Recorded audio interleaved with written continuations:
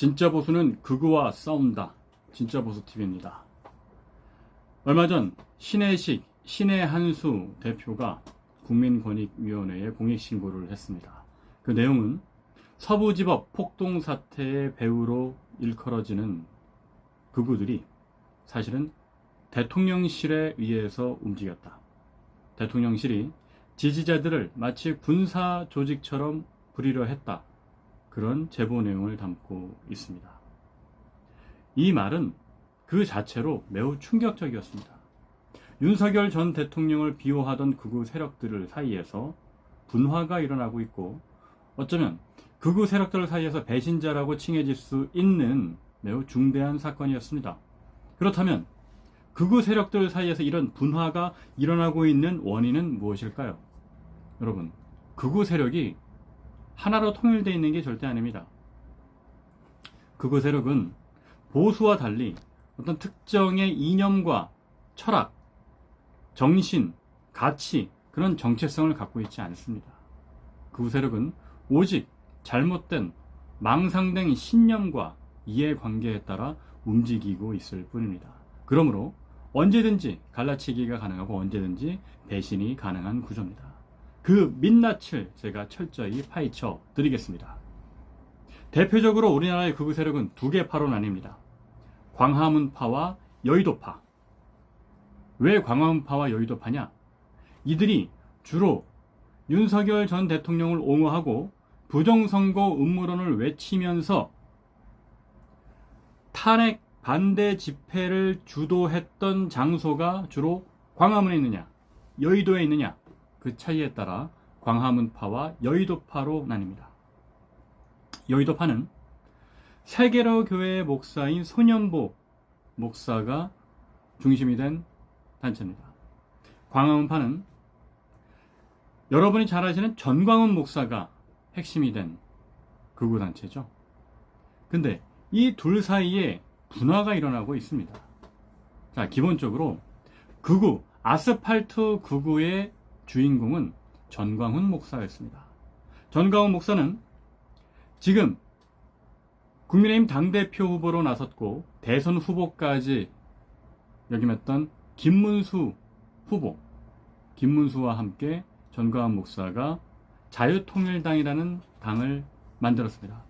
이 극우 정당은 부정선거 음모론을 강력하게 지지하는 정당이었죠. 그렇게 전광훈 목사와 그리고 김문수, 이 두 사람이 의기투합하여 부정선거 음모론을 퍼뜨리고 아스팔트 극우의 주류를 형성했습니다. 심지어 김문수 후보는 전광훈 목사가 일이 생기자 사람들이 많은 수많은 관중, 그 집회 현장에서 눈물을 흘리기까지 했습니다. 전광훈 목사를 걱정하면서. 그 정도로 김문수 후보는 전광훈 목사와 운명 공동체와 같은 역할을 하고 있었죠. 그런데 이 둘 사이의 균열이 벌어지기 시작한 것은 언제냐?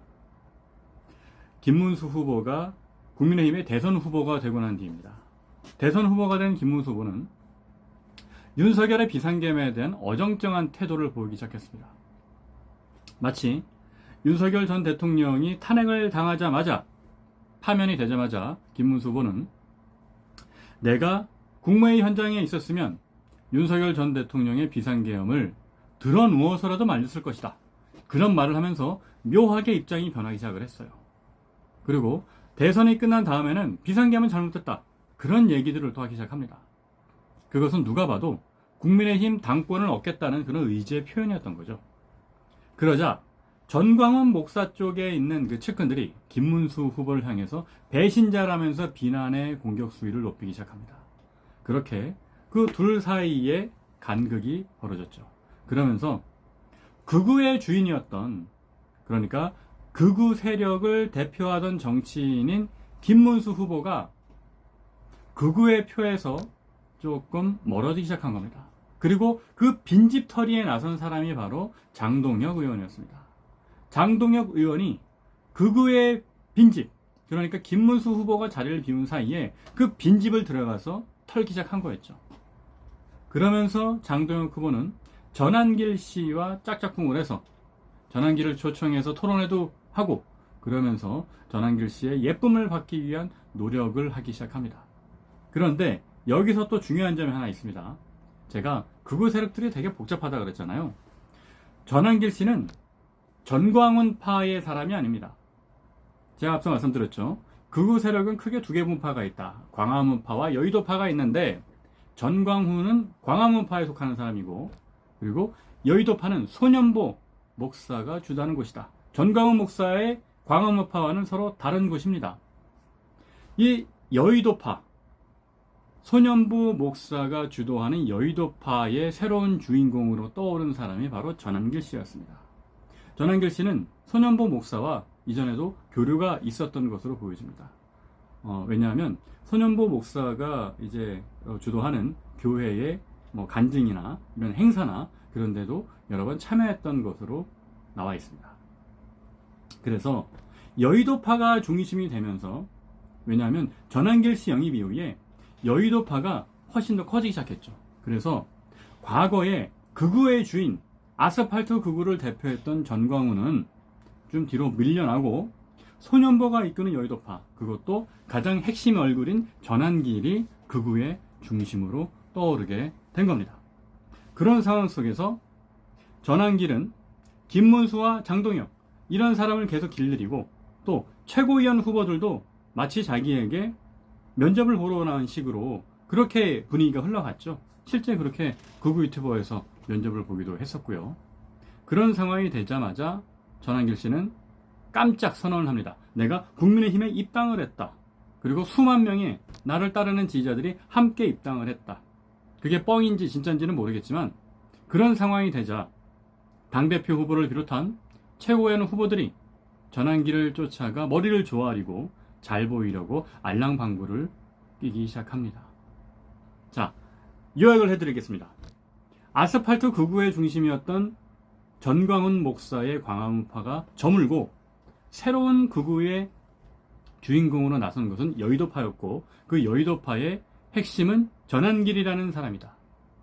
그리고 지금 국민의힘의 전당대회에 나온 주요 후보들, 절반 가까이 되는 후보들이 전한길에게 뒷배를 삼아달라며 그렇게 잘 보이기 위해서 갖은 노력을 다하고 있는 정말 말도 안 되는 비극적인 형국입니다.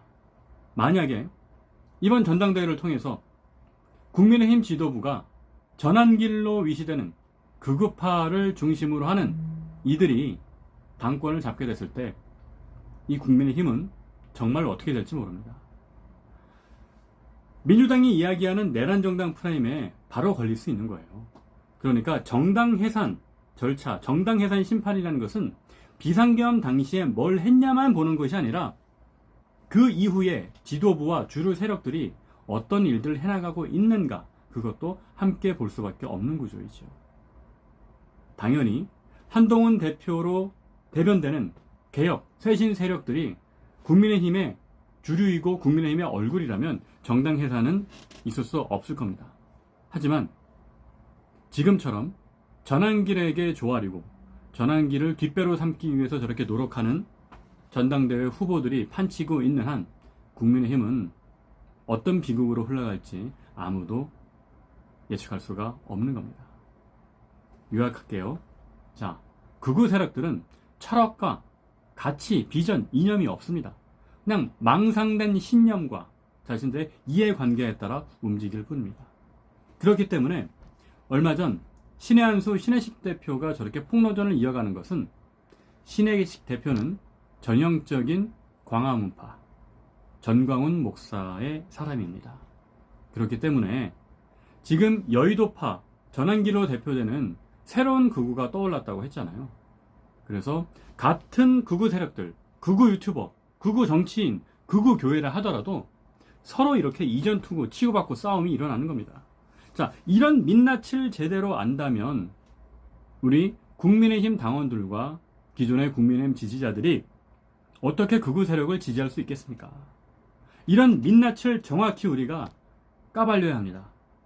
이 사실을 제대로 인식할 때만이 국민의힘을 개혁하고 쇄신의 길로 나아갈 수 있는 그 시작점에 서게 할 수 있습니다. 극우의 민낯, 지들끼리 배신하고 서로 싸운다. 그들에게는 확실한 이념과 철학적 비전이 없다. 오직 망상된 신념과 이해관계에 따라 움직일 뿐이다. 이런 극우 유튜버, 그리고 극우 종교인, 극우 정치인, 이들의 카르텔을 깨야만 극우 카르텔에 포섭되어 있는 그 지지자들을 우리가 미몽에서부터 깨어나게 하고 구해낼 수가 있을 것입니다. 진짜 보수는 극우와 싸운다. 앞으로도 많은 관심과 시청 부탁드리겠습니다. 고맙습니다.